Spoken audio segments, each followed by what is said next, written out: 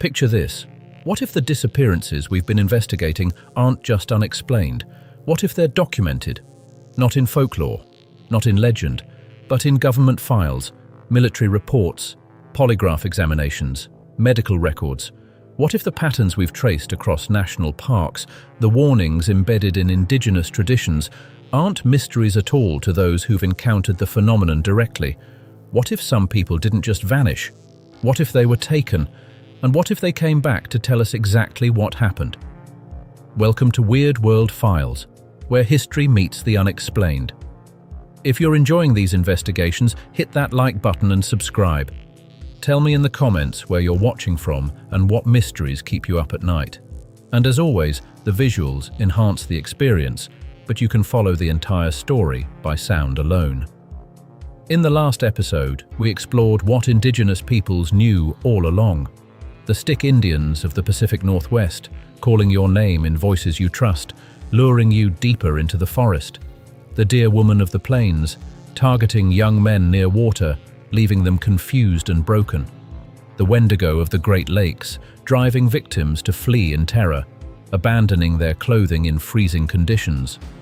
The Nalusa Falaya of the Choctaw, moving through shadows, taking children to impossible locations.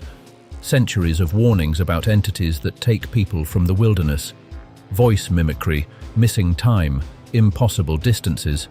Terror so profound that victims flee without their clothes, without their gear, without any regard for survival. We examined how these indigenous accounts align perfectly with modern missing 411 data, the same geographic clusters, the same victim profiles, the same behavioral patterns. But at the end, we asked a disturbing question. What if these indigenous legends and modern UFO phenomena are describing the same thing?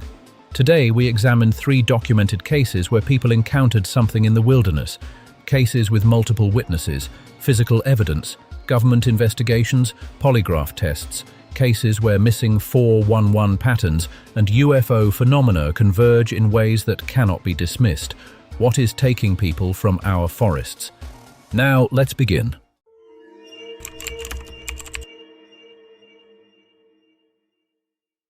November 5th, 1975.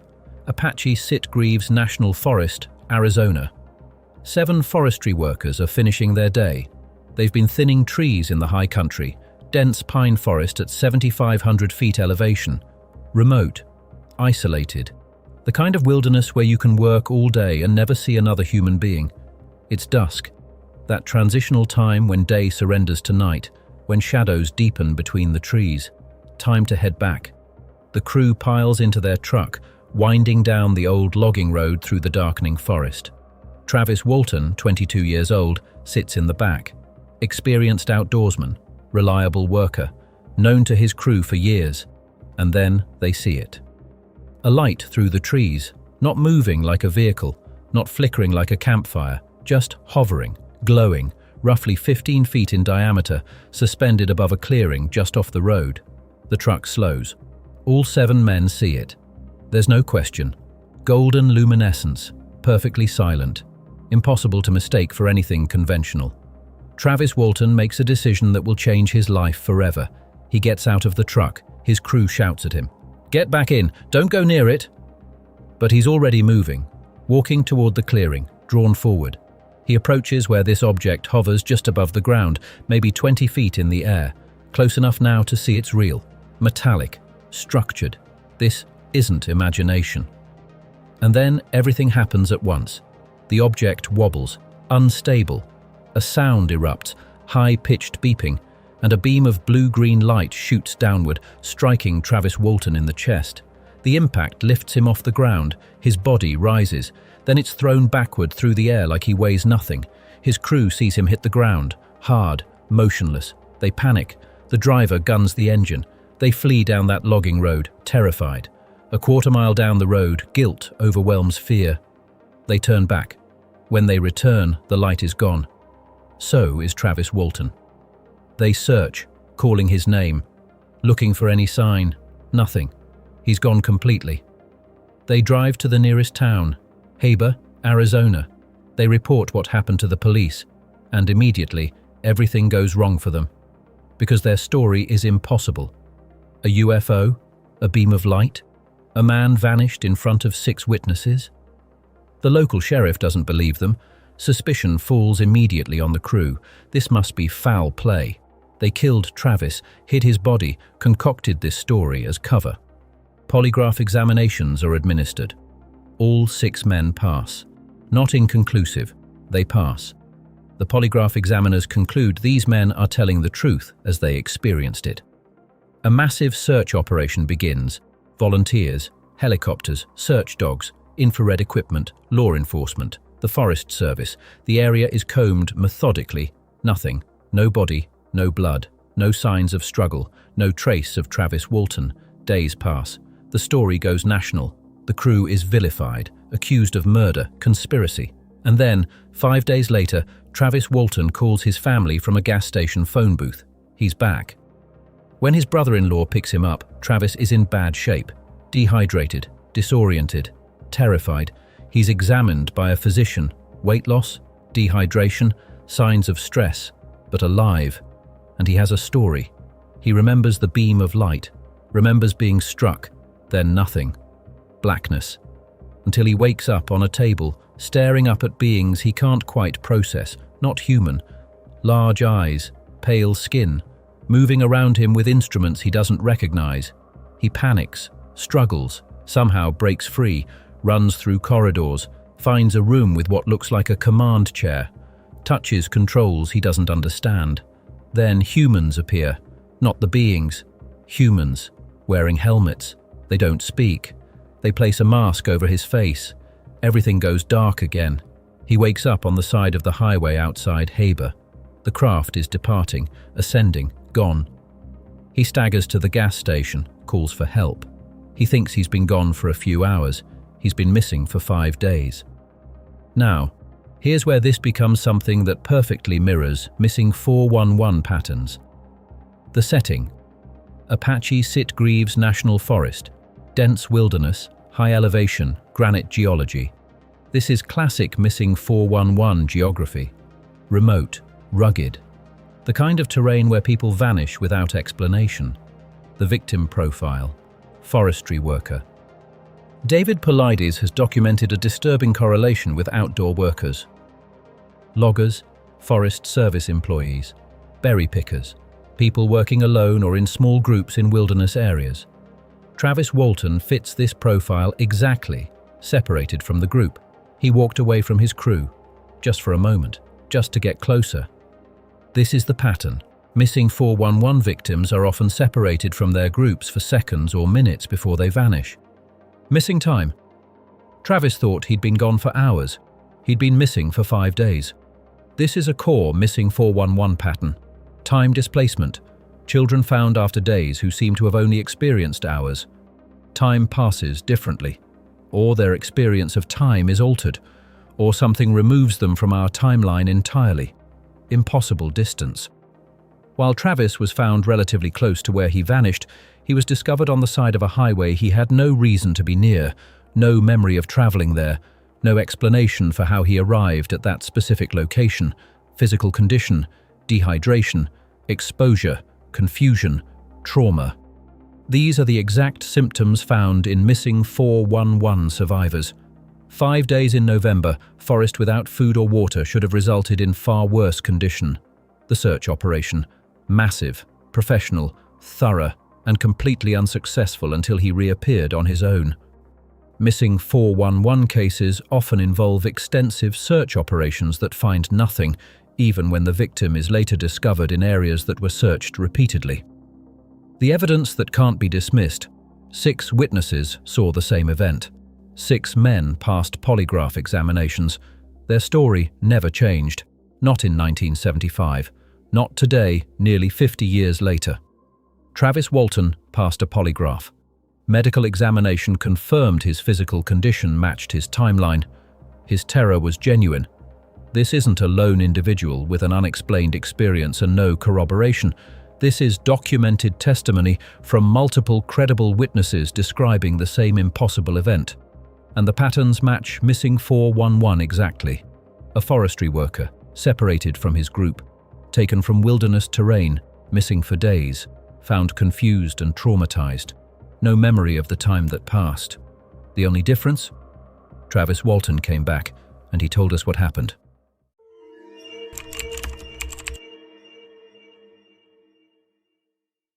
August 1976, Allagash Wilderness Waterway, Maine. 4 men, twin brothers Jack and Jim Weiner, their friend Chuck Rack, their guide, Charlie Foltz. All experienced outdoorsmen, artists, intelligent, reliable. They've come to this remote wilderness for a camping and fishing trip. The Allagash Waterway is pristine, isolated, true wilderness, miles from the nearest road.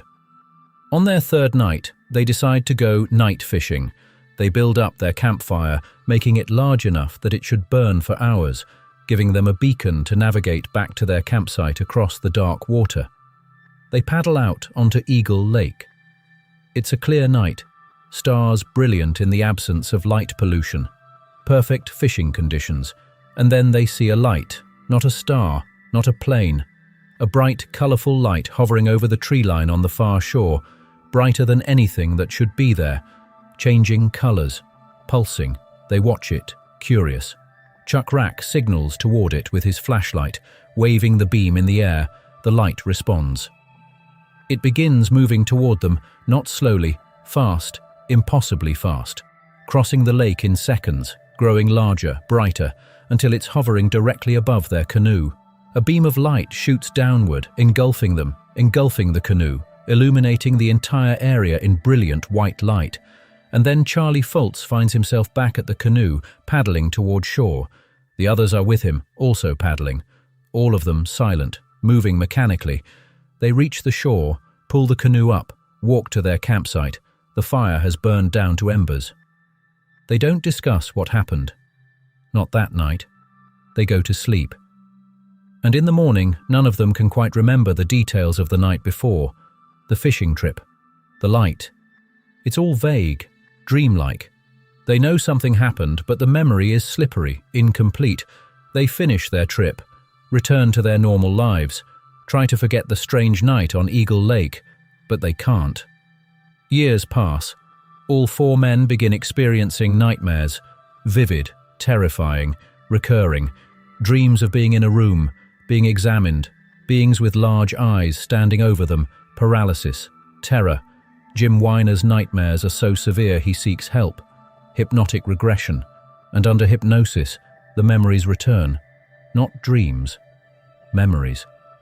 He remembers being lifted from the canoe, taken aboard, placed on a table, examined by beings he struggles to describe, procedures performed, instruments he doesn't understand, terror beyond anything he'd experienced in his life, and then being returned, placed back in the canoe, the memory suppressed, hidden, until the nightmares brought it back. One by one, the others undergo hypnosis, separately, independently. They haven't discussed their dreams in detail with each other. Their accounts match. All 4 men describe the same event, the same beings, the same procedures, the same room. Details align with disturbing precision. Something took them from that canoe, all 4 of them, simultaneously, and returned them with their memories suppressed. Now let's examine the missing 411 patterns. The geography: Allagash wilderness, remote, pristine, true wilderness, and most importantly, water. Water is one of the most consistent elements in missing 411 cases. Victims disappear near lakes, rivers, streams. They're found in or near water. The pattern is undeniable. The Allagash Waterway is a network of lakes and rivers.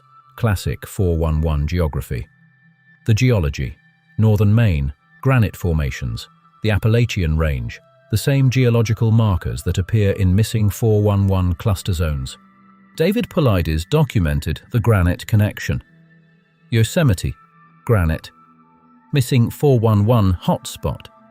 Boulder fields, granite formations, clusters of disappearances that defy random distribution. The Allagash region, granite bedrock. Multiple victims simultaneously. This is rare in missing 411 cases, but it does occur. The Allagash case shows this pattern perfectly. Not one man, 4. All taken. All experience the same event. all returned with suppressed memories. Missing time. This is the core of the case. They paddled out onto the lake, built a fire that should have burned for 3 to 4 hours, encountered the light, and when they returned, the fire had burned down completely. Hours passed. But they have no memory of those hours, no awareness of time passing.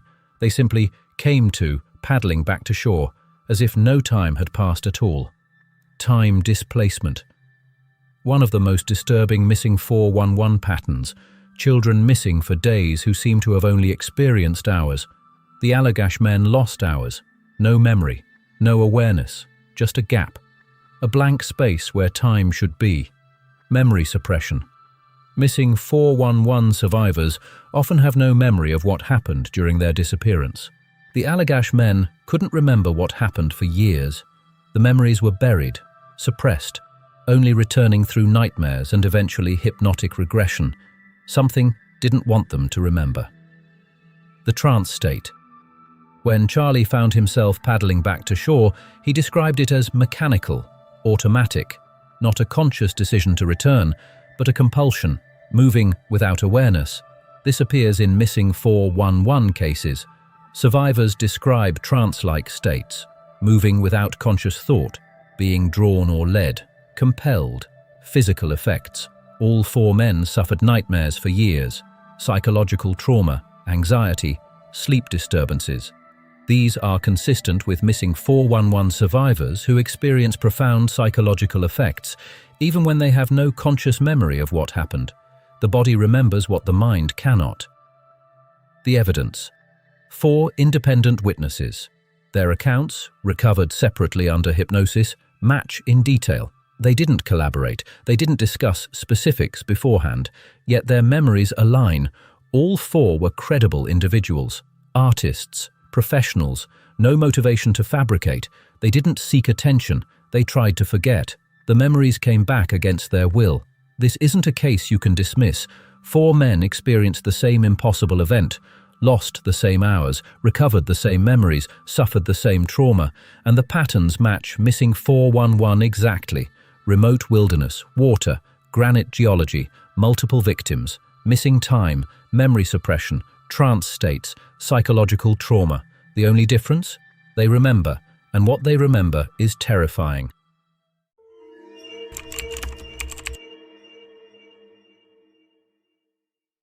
September 4th, 1964. Sierra Nevada Mountains, California. Donald Shrum, an experienced bow hunter, is hunting deer in the high country with friends. Dense forest, steep terrain, classic Sierra Nevada wilderness at roughly 6,000 feet elevation. As evening approaches, Donald becomes separated from his hunting party. Not lost, just separated. As darkness falls, he realizes he's not going to make it back to camp before full night, so he makes a safe decision. He climbs a tree, settles into a secure position, and prepares to wait out the night. Better to stay put, stay safe, and reunite with his group in the morning. It's reasonable, a survival decision. It saves his life. As full darkness settles, Donald sees a light through the trees. Moving, he assumes it's a helicopter searching for him. His hunting party must have reported him missing. He flashes his lighter, tries to signal. The light appears to respond, moving closer, but as it approaches he realizes it's completely silent. No engine noise, no rotor wash, just a bright light maneuvering through the forest, approaching his position, and then it stops, hovering, close enough that Donald can see it's not any aircraft he recognizes. Disc-shaped, metallic, impossible. And then something worse happens. Beings emerge from the tree line. Not human, moving toward his tree. 2 of them initially, then a third. They approach silently and they begin trying to reach him. Donald is roughly 20 feet up in the tree, safe. But these beings begin climbing, getting closer, reaching for him. He panics, lights fires, drops burning objects down at them, anything to keep them at bay. They retreat. Briefly, then they return. This continues through the entire night. The beings approach. Donald fights them off with fire, with anything he can use. They emit some kind of gas or smoke that makes him drowsy. He fights to stay conscious, certain that if he falls asleep, if he loses awareness, they will take him. Hours, all night. A battle to stay awake, to stay in the tree, to not be taken. And then, just before dawn, they leave. The craft departs. The beings vanish. Dawn breaks over the Sierra Nevada, and Donald Shrum climbs down from the tree, exhausted, traumatized, barely able to process what he just survived. His hunting party finds him later that morning. He tells them what happened. They see his condition, the burns on his hands from the fires he lit, the exhaustion, the terror in his eyes. This is not a man who spent a comfortable night in a tree. This is a man who survived something. Now here's why this case is critical. The location. Sierra Nevada mountains, Northern California. This is the same mountain range as Yosemite National Park. In episode 4, we examined Yosemite. We discussed Stacey Ann Aris, George Penker, Michael Fisery. We documented that Yosemite is the biggest missing 411 cluster zone in the world. And we discussed the granite connection. Yosemite's landscape is predominantly granite, boulder fields, granite formations, geological features that correlate with disappearance clusters. Donald Shrum's encounter happened in the same mountain range, the same geology, the same granite formations, the same wilderness terrain where hundreds of people have vanished. The victim profile: hunter, separated from his group, alone in wilderness. This is a classic missing 411 profile. Hunters vanish with disturbing frequency. The separation: he was with his hunting party, then he was alone, just for a few hours. Temporary separation, reasonable, safe. But separation is the pattern. Missing 411 victims are separated from their groups moments before they vanish. Donald Shrum was isolated, alone in that tree, separated from his group, vulnerable, and something found him. The beings from the forest. Donald described entities approaching through the forest, silently, gracefully, emerging from the darkness between trees. The Stick Indians. Remember the Indigenous legends? Pacific Northwest tribes describe beings that move through dense forest without making a sound. They emerge from the forest, they approach, they take people. Donald Shrum watched beings emerge from the Sierra Nevada forest and attempt to take him. The only reason they didn't succeed is because he stayed conscious. He stayed in the tree. He fought. Most missing 411 victims don't get that chance. They're on the ground, walking, and something emerges, and they're gone. The compulsion to stay put. Donald felt an overwhelming compulsion to remain in the tree, as if some part of him understood that leaving meant being taken.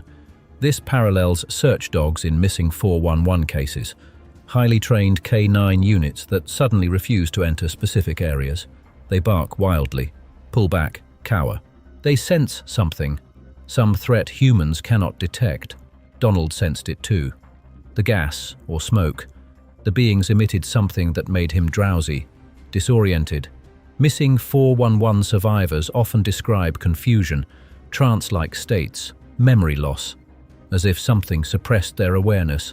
Donald fought it, fought to stay awake, and by staying conscious, by refusing to succumb, he avoided being taken entirely. The dawn departure. The beings left as dawn approached. Temporal patterns appear in missing 411 cases. Dusk, dawn, transitional periods. The evidence. Donald told his story immediately. His account remained consistent. His physical condition matched his testimony. It happened in a documented missing 411 cluster zone. To a hunter who fits the profile exactly, while separated from his group, in granite geology terrain, every single missing 411 pattern is present. The only difference is Donald Shrum survived because he stayed in that tree, because he fought. Most people don't get that opportunity, and then they vanish.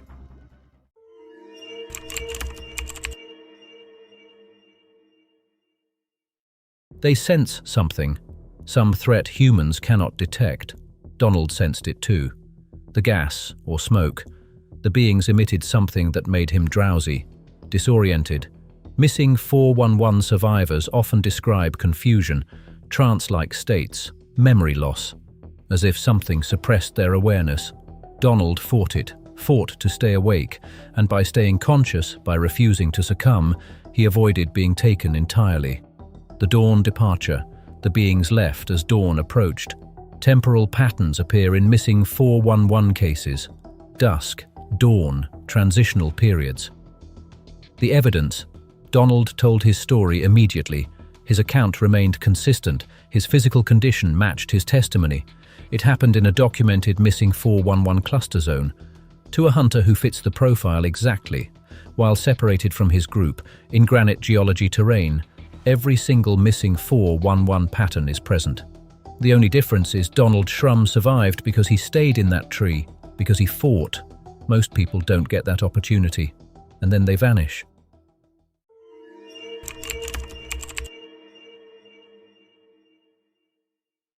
What is taking people from our wilderness areas? Why do the patterns repeat with such precision? Why do search dogs refuse to enter specific areas? Why are bodies found in locations that were searched repeatedly?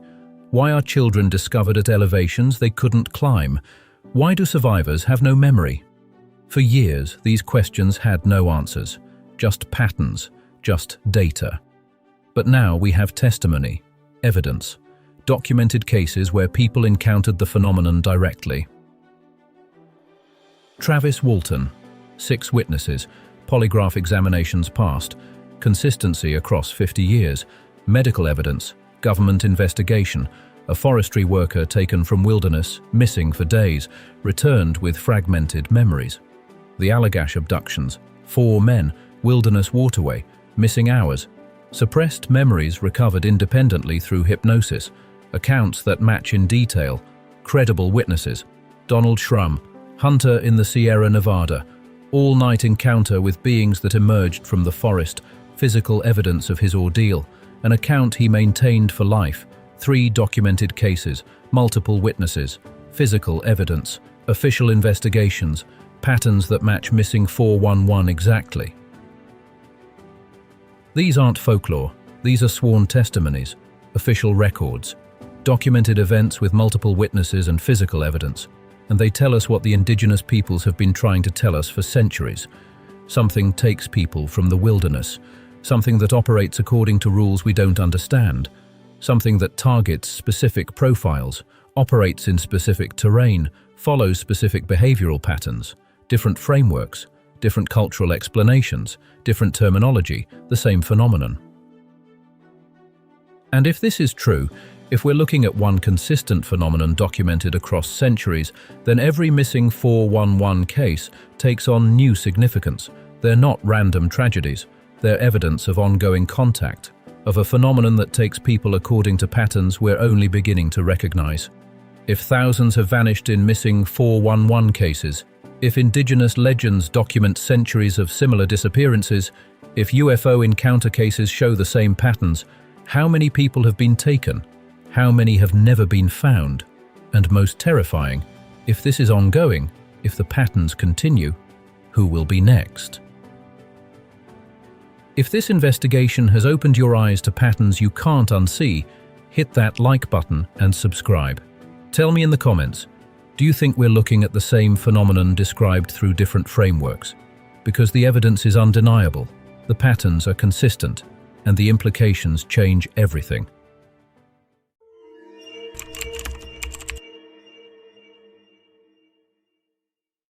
But there's one element we haven't addressed yet: the government's involvement, the military's interest, the investigations that were classified and buried. Because while we've been calling these cases unexplained, declassified documents suggest someone has been trying very hard to explain them. Project Blue Book, the Condon Committee, ATIP, the Pentagon's UAP Task Force, decades of official investigations into UFO phenomena, thousands of reports, hundreds of cases that remain unexplained even after extensive analysis, and a disturbing number of those cases occurred in wilderness areas, in national parks, in the exact terrain where missing 411 clusters exist. Strange lights reported before disappearances, military installations showing unusual interest in certain disappearance zones, search operations joined by personnel with no clear jurisdiction, evidence collected and never released, Families told their questions cannot be answered for national security reasons. What does the government know about missing 411 cases that they're not telling us? What does the military know about UFO activity in wilderness areas? And why, when families demand answers about their missing loved ones, are they met with classification, denial, and silence? Next episode: Missing 411, UFOs and government cover-ups. The evidence they don't want you to see. The connections between documented UAP activity and missing 411 cluster zones, the military installations in areas where disappearances spike, the classified investigations, the buried reports. Because if the government knows what's taking people from our national parks, if they've known for decades, if they've been documenting and studying this phenomenon while publicly denying its existence, then every family left without answers, every search operation that failed, every missing 411 case that remains unexplained, represents a choice, a decision to remain silent, to classify evidence, to deny knowledge. What are they protecting? What do they know? And why won't they tell us? The evidence is documented. The patterns are undeniable. The truth is out there, and it's far stranger than you imagine.